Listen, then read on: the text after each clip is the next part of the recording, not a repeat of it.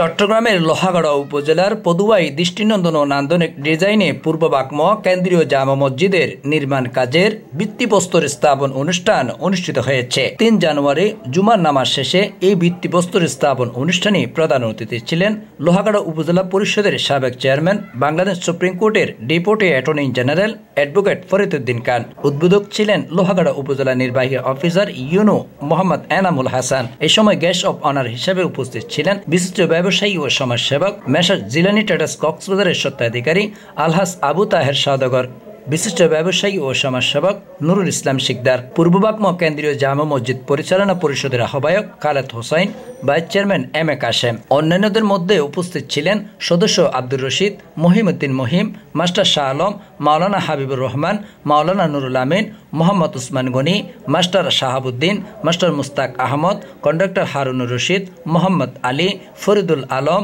Mohammad Harun peon, Khurshed Alam, Mohammad Hamed, Mohammad Saiful Islam, Mosharraf Hossain Masud, Akhtar Kamal, Mohammad Hossain, Jasimuddin. উপদেষ্টা মণ্ডলীর সদস্য মাস্টার আব্দুস সবুর, শামসুল ইসলাম, নুরুল আফজাদ চৌধুরী, আবুল বশর, আব্দুস সবুর সওদাগর, আব্দুল কাইম সওদাগর, আবুল আফসার, মাওলানা আব্দুল মতিন নিজামী, মাওলানা মাহমুদুল হাসান, আহমদ কবির, মোহাম্মদ হোসেন। মসজিদের ভিত্তিপ্রস্তর স্থাপনে মোনাজাত পরিচালনা করেন পদুয়া ইউনিয়ন জামাতে ইসলামের আমির মাওলানা হামিদুল হক। আলহামদুলিল্লাহ নাহমাদুহু ওয়া নুসাল্লি আলা রাসূলিল করিম। পূর্ব বাগমুয়া জামে মসজিদের ভিত্তিপ্রস্তর অনুষ্ঠানের আজকের এই মসজিদে সম্মানিত ইমাম সাহেব, আমাদের লোহাগড়া উপজেলার মাননীয় নির্বাহী অফিসার আজকে আমাদের মাঝে অতিথি হিসেবে উপস্থিত হয়েছেন। আমি এই এলাকার পক্ষ থেকে ওনাকে স্বাগতম জানাচ্ছি।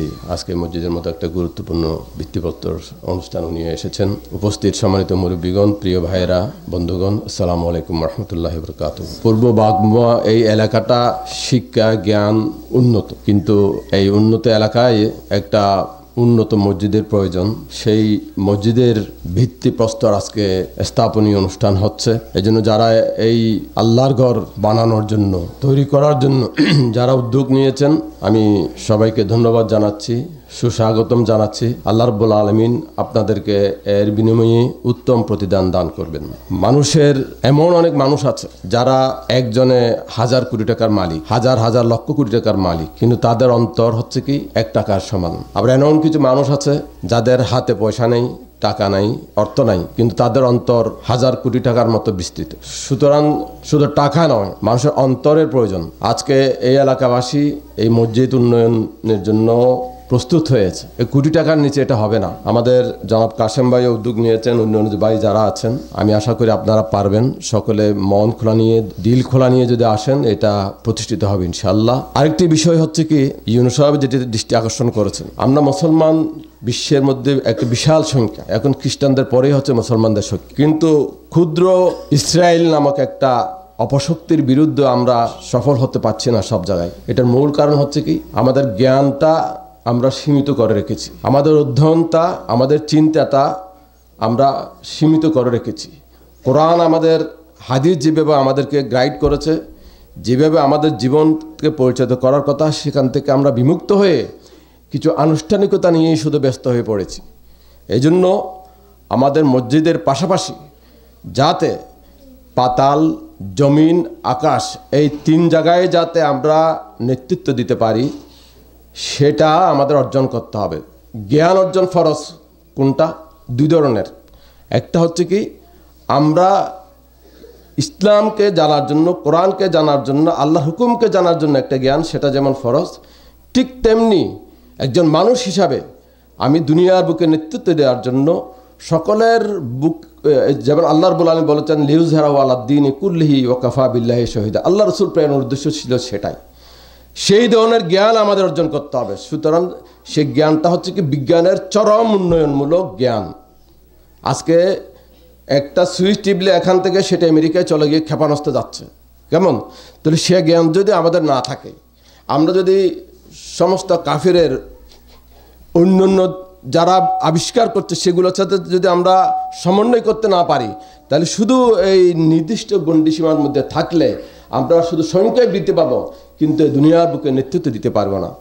আমি বড় বক্তৃতা দিতে চাচ্ছি না, কারণ আলহামদুলিল্লাহ এখন ইউটিউবের মাধ্যমে, ফেসবুকের মাধ্যমে বড় বড় বাংলাদেশের আলেম ওলামারা বক্তৃতা দিচ্ছেন, সেদিন আজহারি সাহেব এসেছেন। আমরা সেই মানেন না, আমরা আইনজীবী মানুষ, সেজন্য বড় বক্তৃতা দেওয়ার প্রয়োজন নাই।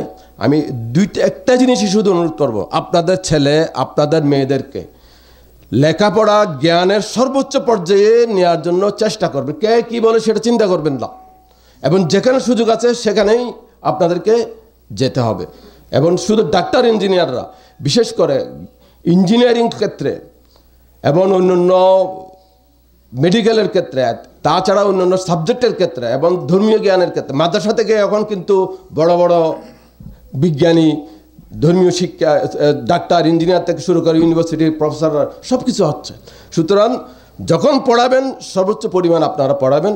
তাই এই মসজিদের পাশাপাশি আপনারা এই এলাকার মাদ্রাসা লেখাপড়ার উন্নয়নের জন্য চেষ্টা চালাবেন, সেটাই আপনাদেরকে অনুরোধ করব। আমি আপনাদের উপজেলা চেয়ারম্যান ছিলাম, কিন্তু আপনাদের সাথে আসতে পারি নাই, দেখা করার সুযোগ হয় নাই। আলহামদুলিল্লাহ 5 তারিখের এক মহাবিপ্লবের পরে সেই সুযোগ আল্লাহ দিয়েছেন। আল্লাহ রাব্বুল আলামিন যাতে সেটা কাজে লাগিয়ে এদেশের গণমানুষের, এই সরকারের পক্ষ থেকে এই দেশের গণমানুষের সেবা করার যাতে সুযোগ দেয়, এবং আগামী দিনে যে সরকার আসবে তারাও যাতে এই দেশের গণমানুষের জন্য সেবা করার চেষ্টা করবেন ইনশাআল্লাহ। এলাকার আইন শৃঙ্খলা, দুর্নীতি এবং সমস্ত ধরনের অপকর্ম এবং চুরি ডাকাতি বন্ধের জন্য আমরা আপনাদেরকে সর্বত্র সহায়তা দেব।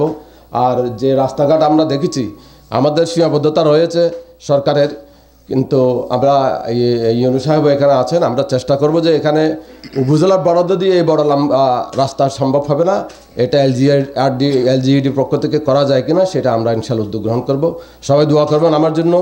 আমরা সকলে মিলে এই মসজিদকে উন্নয়নের জন্য, প্রতিষ্ঠার জন্য আমরা চেষ্টা চালাই। আমাদের সম্মানিত উপজেলা নির্বাহী অফিসার মহোদয় নামুল হাসান সাহেব আমাদেরকে সংক্ষিপ্ত আলোচনা। বিসমিল্লাহির রহমানির রহিম। আজকের এই আল্লাহর ঘরে আমাদের এই অত্র উপজেলার সাবেক চেয়ারম্যান মহোদয়, উনি অনেক দূর থেকে এসেছেন, ঢাকা থেকে এসেছেন, চুনদীতে ওনার বাড়ি, অনেক দূর থেকে এখানে এসেছেন। আমার কাছে খুবই ভালো লাগছে আসলে। সম্মানিত মুরব্বিয়ান, আমাদের সম্মানিত খতিব মহোদয়, সকলকে সালাম জানাচ্ছি, আসসালামু আলাইকুম রহমতুল্লাহ। আল্লাহ আমাদেরকে সৃষ্টির সেরা জীব হিসেবে, আশরাফুল মাখলুকাত হিসেবে সৃষ্টি করেছেন। তো এটি মসজিদ হচ্ছে আল্লাহর ঘর, একেবারেই আমার যেরকম ঘর রয়েছে, এটা আল্লাহ আমাদেরকে সৃষ্টি করেছে সৃষ্টির সেরা জীব হিসেবে, আল্লাহর ইবাদত করার জন্য বলেছেন, আল্লাহর ঘর ইবাদত করার জন্য এটা আল্লাহর ঘর এটি। তো সেই ঘর নির্মাণের জন্য আপনারা চেষ্টা করেছেন, আপনারা উদ্যোগ নিয়েছেন এবং সফলও হয়ে যাচ্ছেন। সেই জন্য আপনাদেরকেও আসলে অসংখ্য ধন্যবাদ জানাতে। আসার পথে ওই যে একটা মসজিদের ওয়াজ শুনছিলাম, হুজুর বলছিলেন যে শিক্ষার কথা বলছিলেন, যে আমাদেরকে শিক্ষিত হতে হবে, আমাদের বাচ্চা কাচ্চাদেরকে পড়াশোনা করাতে হবে। আমরা এখন আমাদের দেশ চালাই, সংবিধানের কথা বলি, আমাদের জীবন বিধানের কথা বলি। তো আল্লাহ আমাদেরকে সবচেয়ে বড় সংবিধান, সবচেয়ে বড় জীবন বিধান আমাদেরকে দিয়ে দিয়েছে, কিন্তু আল কোরআন দিয়ে দিয়েছে, সেখানে নাই এমন কোনো কিছু নাই। তো ওই যে পড়াশোনার কথা আসছে, তো সেই জন্য একটু বলছিলাম যে আসলেই কিন্তু পড়াশোনা করাতে হবে আমাদের বাচ্চা কাচ্চাদেরকে, আমাদেরকে, যারা আমাদের পরবর্তী উত্তরসূরি, যারা দেশ পরিচালনা করবে, সমাজকে নেতৃত্ব দিবে, তাদেরকে অবশ্যই পড়াশোনা করাতে হবে। তাদেরকে শুধু দুনিয়াবি দিনই এবং আপনার মানুষের উপকারের জন্য যে ধরনের পড়াশোনা করতে, সেইভাবে পড়াশোনা করতে হবে অবশ্যই। তো আল্লাহ যখন কোরআন নাজিল করেছেন, প্রথম শব্দটাই তো বলেছেন ইকরা, পড়ো তোমার প্রভুর নামে, যদি না পড়ো তোমার প্রভুর নামে। মান আররাফা নাফসাহু ফাকাদ আররাফা রাব্বাহু, যে নিজেকে চিনে সে তার প্রভুকে চিনতে পারে। তাহলে নিজেকে চিনার জন্য আমাকে পড়তে হবে, জানতে হবে। তাহলে আমরা বলছি যে আল্লাহ আমাদের সৃষ্টিকর্তা, আমাদের রব। হযরত মুহাম্মদ সাল্লাল্লাহু আলাইহি ওয়াসাল্লাম আমাদের সর্বশেষ নবী। তো হযরত মুহাম্মদ সাল্লাল্লাহু আলাইহি ওয়াসাল্লাম কিভাবে এই রাষ্ট্র পরিচালনা করে গিয়েছেন, উনার যে আপনার মক্কা বিজয়, এই যে হুদাইবিয়ার সন্ধি, এই যে বিদায় হজ্জের ভাষণ, নানান দিক রয়েছে। এই দিকগুলো তো আমাদেরকে অবশ্যই জানতে হবে। এই জন্য জানতে হবে যেহেতু আমরা বলছি আমরা সৃষ্টির শ্রেষ্ঠ জীব, আমাদেরকে মানুষের কল্যাণের জন্য সৃষ্টি করা হয়েছে, আমাদেরকে আল্লাহর ইবাদত করার জন্য সৃষ্টি করা হয়েছে। তাহলে হযরত মুহাম্মদ সাল্লাল্লাহু আলাইহি ওয়াসাল্লাম সর্বশ্রেষ্ঠ নবী, সর্বশেষ নবী। তারপরে কিন্তু আর কোনো নবী আসবে না। আগে যত ধরনের নবী এসেছেন সকলে সতর্ক করে গিয়েছেন, এরপরে কিন্তু আর নবী আসবে না। তাহলে হযরত মুহাম্মদ সাল্লাল্লাহু আলাইহি ওয়াসাল্লামের জীবন আদর্শ আমাদেরকে গ্রহণ করতে হবে, মানুষের কল্যাণের জন্য গ্রহণ করতে হবে। ওই যে 100 মানুষ না কত মানুষের উপরে গবেষণা করেছিলেন, তো বলছেন যে হযরত মুহাম্মদ সাল্লাল্লাহু আলাইহি ওয়াসাল্লাম সর্বশ্রেষ্ঠ মানুষ, সেখানে বলা হয়েছে। তাহলে হযরত মুহাম্মদ সাল্লাল্লাহু আলাইহি ওয়াসাল্লামের জীবনী আমাদেরকে অবশ্যই জানতে হবে, আমাদের এই পড়াশোনা করতে হবে, যারা আমাদের পরবর্তী জেনারেশন আছে তাদেরকে অবশ্যই জানতে হবে, পড়তে হবে। তাহলেই পরে আমরা যদি হযরত মুহাম্মদ সাল্লাল্লাহু আলাইহি ওয়াসাল্লামের জীবন আদর্শটা ধারণ করতে পারি, এর চেয়ে বড় আদর্শ তো আর কারো আদর্শ হইতে পারে না। এর চেয়ে মানে মানুষের কল্যাণ, এর চেয়ে ভালো কিছু তো আর হইতে পারে না। আমরা যদি সেটা বাস্তবায়ন করতে পারি আমাদের সমাজে, তাহলে যত ধরনের অরাজকতা আছে, যত অশান্তি আছে, সবকিছু সমাধান হয়ে যাবে। হয়তো আমরা নানান কারণে সেই জিনিসগুলো তো আমরা পারছি না। তো মুসলমান হিসেবে আমাদের সন্তানদেরকে সেভাবে গড়ে তুলতে হবে, যাতে করে তারা জানে, বুঝে, পড়ে, আমল করে এবং দুনিয়াবি দিনই নলেজ তারা অর্জন করে সমাজে নেতৃত্ব দিতে পারে, সেই এটা করবে। আর সেই করার জন্যই যে মসজিদ মাদ্রাসাগুলো হচ্ছে অন্যতম প্রতিষ্ঠান। এই মসজিদেই কিন্তু একসময় সব কিছু হতো, বিচার হতো, একসময় সামাজিক যত ধরনের ব্যবস্থা এখানেই হতো। আমাদের হুজুররাই সবসময় এই শুক্রবারে ওয়াজ করে, এই যে বিভিন্ন বিষয় নিয়ে, ইসলামের বিভিন্ন বিষয় নিয়ে, দিনই বিভিন্ন বিষয় নিয়ে, দুনিয়াবি বিভিন্ন বিষয় নিয়ে কীভাবে আমরা এ করবো, এগুলো প্রতি শুক্রবারই কিন্তু হুজুরা আলোচনা করে। এই ঘরটাতে, এই মসজিদে, সেই মসজিদটি আপনারা নির্মাণ করছেন, নিজেরা দরদ দিয়ে সেটাকে তৈরি করছেন, আধুনিকায়ন করছেন। তো আপনাদেরকে সেই জন্য আবারও ধন্যবাদ জানাচ্ছি। আল্লাহর ঘর এটি আপনাদের সাহায্য করলে অটোমেটিক্যালি এটি হয়ে যাবে। তো আমাদের ওই মামুনির কাশিমে মনে বলেছেন রাস্তা, আসলে আপনাদের এদিকে রাস্তাগুলো কিন্তু খুবই খারাপ, প্রত্যেকটা রাস্তাই আসলে মানে অতটা উপযোগী না আসলে। তো এটা হওয়ার কথা ছিল আসলে সব আমার লোহাগাড়া যেরকম রাস্তা, এখানে একই রকম রাস্তা হওয়ার কথা আসলে। তো এটা একটা আসলে বৈষম্যই, কিন্তু এখানকার মানুষ কিন্তু আসলে ওইভাবে এটা দিতে পারছে না, এটা আমাদেরই একটা ব্যর্থতা। তো আমরা ইনশাআল্লাহ চেষ্টা করবো আমাদের এর মধ্যে যে রিমোটলি, আমি এখন সবসময় বলি যে স্কুলগুলো, যে মাদ্রাসাগুলো রিমোটে আছে, একেবারে ইয়াতে আছে, তাদেরকে ইয়ে করি। যে ইউনিয়নটা একেবারে পিছিয়ে পড়ে আছে তাদেরকে আমাদেরকে আগে দেখতে হবে, যাতে একটা সাম্যতা চলে আসে। তো আমরা চেষ্টা করবো ইনশাআল্লাহ আপনাদের এরিয়াটাতে যেন কিছুটা হলেও আমরা কাজ করতে পারি। তো আপনাদের আমাকে আমন্ত্রণ জানানোর জন্য, এখানে একটা ভালো কাজের সাথে সম্পৃক্ত হওয়ার জন্য আমন্ত্রণ জানানোর জন্য আমি আপনাদেরকে ধন্যবাদ জানাচ্ছি, কৃতজ্ঞতা প্রকাশ করছি। ইনশাআল্লাহ আশা করি এই মসজিদটি আপনারা যেভাবে চাচ্ছেন সেভাবে অবশ্যই আল্লাহর রহমতে শেষ হবে। সকলকে ধন্যবাদ। আসসালামু আলাইকুম। উদ্বোধনী অনুষ্ঠানের প্রধান অতিথি আমাদের প্রাক্তন সরদায় উপজেলার চেয়ারম্যান মহোদয়, বর্তমান সরকারের সহকারী অ্যাটর্নি জেনারেল ফরিদউদ্দিন খান সাহেব আজকে আমাদের মাঝে এই পূর্ব বাংলা এরকম একটা জায়গার মধ্যে এসে আমাদের সাথে যে উনি যে সময় দিয়েছেন, এই জন্য আমরা এই এলাকার পক্ষ থেকে ওনাকে সর্বোচ্চ স্বাগত জানাচ্ছি এবং আল্লাহর কাছে ফরিয়াদ করি আল্লাহ তাআলা যেন দুনিয়া এবং আখিরাতে ওনার সম্মান আরো বাড়াই দেয়। এবং আমাদেরকে সময় দেওয়ার জন্য আমরা অসাধারণভাবে এলাকাবাসী খুশি হলাম। উপস্থিত আছেন আমাদের উপজেলার নির্বাহী কর্মকর্তা টিউনু মহোদয়, উনি অসাধারণ একজন ভালো মানুষ। আজকে আল্লাহর ঘরে আমি দাঁড়িয়ে বলতেছি আল্লাহ তাআলা যেন ওনার ফ্যামিলি ওনাকে দুনিয়া এবং আখিরাতে সম্মানিত করে। এত ভালো মানুষ আমি অনেক অফিসার দেখছি, সামনে আমি বলা ঠিক না, আমার গর্ব হয় এই ধরনের অফিসার যদি বাংলাদেশে থাকে, কখনো আমরা অসুখী হব না ইনশাআল্লাহ। আজকের ওনার এখানে আসাটা কালকে কিয়ামতের মাঠে আমরা সকলের জন্য যেন বিপদের সময় এটা উসিলা হইয়া দাঁড়ায়। আমি সবাইকে বলি, আমরা সবাই বলি আলহামদুলিল্লাহ।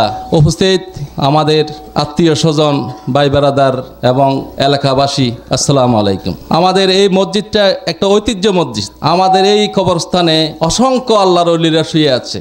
দীর্ঘদিন দেরি হলো এই মুহূর্তে আমরা একটা যে মসজিদ করতে যাচ্ছি, ইনশাল্লাহ সুন্দর একটা মসজিদ আমার খুব পছন্দ হয়েছে এবং ইনু মহোদয় আমাদের আজকে প্রধান অতিথি, সবাই এই মসজিদটা পছন্দ করছে। আমরা ইনশাল্লাহ আজকে থেকে যেভাবে পারি মসজিদের কাছে লাগিয়ে যাব ইনশাল্লাহ। 2 বছরের মাথায় যেন আমি এই মেহমানদেরকে নিয়ে যেন এই মসজিদ পূর্ণাঙ্গ মসজিদ উদ্বোধন করতে পারি, এই জন্য আল্লাহর কাছে আমরা সহায়তা চাই, ফরিয়াদ করি আল্লাহ তাআলা যেন এই মসজিদটা তাড়াতাড়ি কাজটা সমাধা করে। আর আমার এলাকাবাসীর কাছে আমি একটাই বলবো, এখানে আসলে আমাদের এই এলাকাটা খুব শান্তপ্রিয় এলাকা। এখানে কোনো মামলা হামলা, বিভিন্ন পার্টি, বিভিন্ন ধরনের নেশাখোর এগুলো কিছুই নেই আমাদের এলাকা। আমরা একটা শান্তপ্রিয় মানুষ, যার ফলে আমাদের এই মসজিদ মাদ্রাসার মধ্যে কোনো কমিটিও তেমন একটা আমরা করি না। সবাই মিলেজুলে আমরা এই দিনের কাজের জন্য কাজ করে যাই। আমি সবার কাছে অনুরোধ থাকবে, আমার ভাই বেরাদার, আমার দেশবাসীর কাছে, যেভাবে পারি, যেহেতু আমাদের বেশি একটা ফান্ড নেই, নিজেদের থেকে করতে হবে, যেভাবে পারি কালকে থেকে আমরা টাকা পয়সা দিয়ে সবাই দাঁড়াই কাজটা করে নেব ইনশাল্লাহ। আজকে যারা আমাদেরকে এইখানে আসছেন, বিশেষ করে সাংবাদিক মহোদয়, আমাদের নতুন প্রেস ক্লাবের সভাপতি, আমার মামার সমতুল্য, আমি অসাধারণ খুশি হয়েছি উনি যে এত ব্যস্ততার মাঝেও যে আমাদের কাছে আসছে এবং অনেক সাংবাদিকরা আসছে। এটা কিন্তু আসার মতো জায়গা না, আমাদের রাস্তাঘাট ভালো না। আমি এই ফাঁকের মধ্যে বিশেষ করে আমাদের প্রধান অতিথির কাছে একটা অনুরোধ করব, আপনি আমার সাথে আসছেন, আমরা মারাত্মক অসুবিধায় থাকি। আমাদের একটা রুগী, ডেলিভারি রুগী, এখান থেকে লোহাগাড়া নিয়ে যাইতে আমার নিজেরও লজ্জা লাগে, অনেক কষ্ট হয়। আপনি যদি আমাদের এই রাস্তাটা যদি একটু সুনজর দেখেন, ইনশাল্লাহ আপনারা এখন সরকার চালাচ্ছেন, চাইলে আপনারা এটা করে দিতে পারবেন। আমি আমার এলাকার পক্ষ থেকে আপনার কাছে একটা আবেদন থাকবে, বিশেষ করে আমাদের টিউন মহোদয় আছে, আর বিশেষ করে এখানে আমাদের যে সাংবাদিকগুলো আসছে, সবাই যদি এই জিনিসটা নিয়ে একটু করে আমাদের জন্য কল্যাণ হবে। আজকে যারাই এখানে আমাদেরকে দেখতে আসছে, এই মসজিদ ভিত্তি উদ্বোধনের জন্য আসছে, এই জিনিসটা যেন আল্লাহর কাছে কালকে মুসিবতের সময় আমাদের জন্য নাজাতের উসিলা হয়।